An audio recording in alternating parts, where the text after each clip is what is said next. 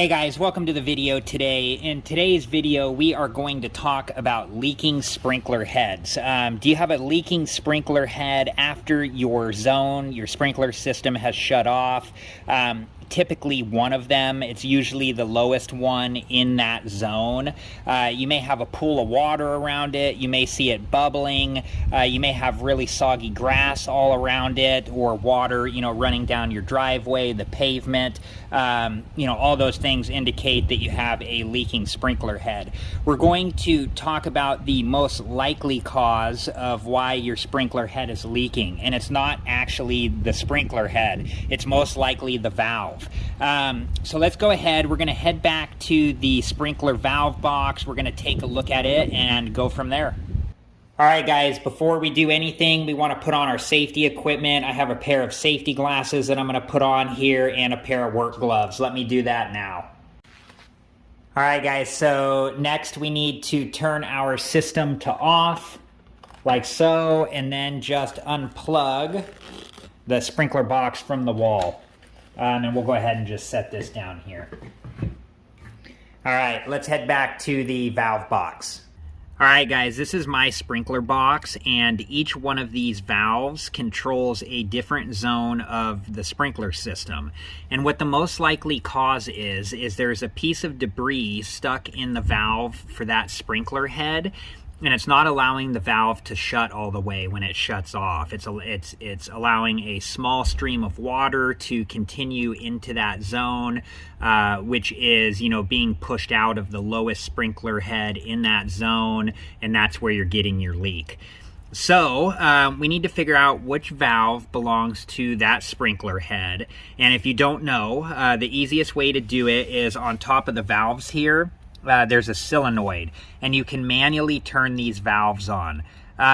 So the way that you do this is by right here, it tells you on top of the solenoid, a quarter turn this way will turn the valve on. So we will turn it a quarter turn that way. You could hear it pressurize there, and then we would go out and we would verify that that is the zone for the sprinkler head that's leaking.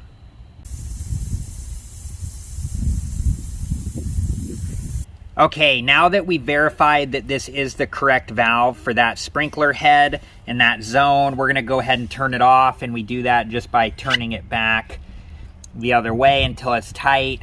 You want this, snug, tight, but you don't want to over-tighten it. This is plastic. You don't want to strip out or break the threading on the solenoid or the valve. So before we do any work on the valve, the first thing we can do is there is an air bleeder valve here. We're going to turn this, and it will open it up and allow water to flow out of the bleeder valve there.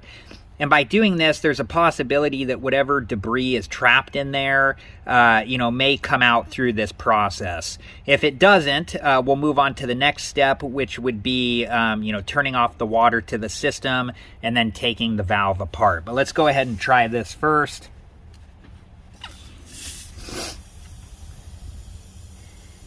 And you would just let this do this for a little bit here. And then you could turn it off. Same thing with that, it's plastic, so you want it, snug, tight, but don't over tighten it. You don't want to strip the threading. Now you could go check your sprinkler head and see if it's still leaking or not. All right, guys, so if that did not work, we're going to turn off the main irrigation water supply. Mine's inside of the house. Yours may be inside or outside, but let's go ahead and do that right now. All right, guys, here is my main irrigation water supply shut off. Yours may be inside or outside, but let's go ahead and turn that off here. And let's head back out to the valve box. All right, guys, now that the main irrigation water supply is shut off, we can go ahead and check it by doing the quarter turn on the solenoid to see if the system pressurizes, and it does not. So the next thing we want to do is twist the solenoid all the way off and just set it somewhere where it's not going to get dirty. We're just going to place it right over here. You want to make sure none of this gets dirt or debris in it, so we're just going to place it right there. And And we'll get these wires out of the way here. Now we can twist the top part of the valve off. You know, your valve may be different than this one. This is a Hunter PGV valve, but you should twist your valve off here and set that to the side. And then this whole piece is just gonna pull right up. And same thing, we're going to set this to the side. And if you take a look in here, here's the diaphragm, and we can pull that out just by getting a hold of it here. A little piece at the front that you can get a hold of and pull this out. And you can see it's got some dirt and debris on it. This is a replaceable part, and we will show you, you know, I'll show you that part in just a second. Okay, and then we're gonna take this part out here, and now we're gonna take these over to the hose, and we're going to get them all cleaned up. Before we do though, you just wanna kind of visually inspect in here. You're looking for any dirt or debris just to make sure that there's nothing in there, and I can see that there isn't. And you also wanna make sure you can use the water from this just to get any dirt or debris off the threading around the valve. So when you put this back on, there's nothing in there that causes any type of leak, like so. All right, let's go get all these parts cleaned up. All right, guys, we're gonna get these cleaned up with a hose. If you have a brush or something like that, you can use that too to get these all clean. You can try cleaning the diaphragm, this piece here, but you're already in there and doing it, and these are pretty inexpensive, so we're gonna go ahead and replace ours with a brand new one. This is what they look like. So let's go ahead and get this stuff cleaned up.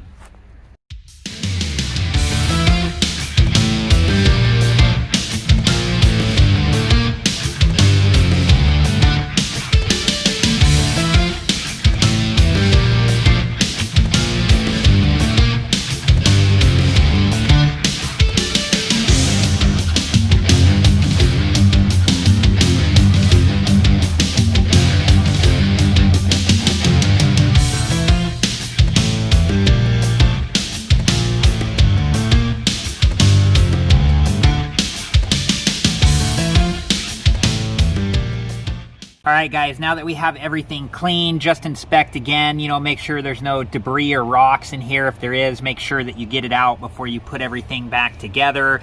And we're just gonna go ahead and reassemble it. So the first part is this one here, and you just put it in and it just kind of seats down into place. The next is our new diaphragm here. This one goes with this little piece here, just at this side of the valve. There's a little slot for it. So we can make sure that that one fits in there like so.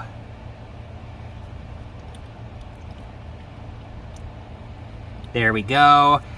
Make sure that you didn't lose this spring here on this part of the valve.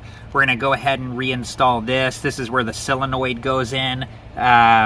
This goes on this side, so this just snaps into place like so. You can feel it fit in there nice and good. And then we're gonna take the jar top and just screw it back into place. And you wanna get these nice and snug and tight. You know, you don't have to like get a wrench or anything to get it down, but just as tight as you can get it with hand. You don't wanna strip it, so, you know, just get it on there as tight as you can with your hand. Make sure your solenoid doesn't have any debris on it, and make sure that this O-ring is in good shape. And we're gonna go ahead and put this back in. We're just screwing this in, and remember, just hand tight, snug. You don't wanna over tighten this one. This is plastic. You don't wanna, you know, break or strip the threading on the valve or the solenoid. Okay. Now we're ready to turn our water supply back on to the irrigation system and check for leaks and see if this worked. All right, guys, let's go ahead and turn the water back on to the irrigation system. And when you do this, just do it slowly. Okay, let's head back out to the valve box and check for leaks. All right, guys, now that we have water pressure back into the system, we can test our valve and make sure that there's no leaks. We're just gonna go ahead and do the quarter turn to turn this on and listen for the system to pressurize. There it goes. And we can see that there's no leaks. I'm just checking underneath here. Yeah, nothing going on, no leaks. So that's a good thing. I can hear the sprinklers out front running. So let's go ahead and turn this off. We're just gonna give the quarter turn back to turn it off. And let's head out front now and check out the sprinkler head and see if it's leaking. All right, guys, we can see there that the sprinkler head is not leaking. Let's go ahead and head into the sprinkler control box. All right, guys, let's go ahead and plug our sprinkler box back in here and turn the sprinkler box back on. And there we go. You know, we completed this job. I hope this video helped you guys out. I know how frustrating it can be when you have a sprinkler system that's not working or leaking. So hopefully this helped you fix your leaking sprinkler head. Please like, subscribe, and comment, and I hope to see you guys in the next video. Have a good one. Thank you guys for watching. Please like, subscribe, and comment, and if you have the time, check out these other great videos.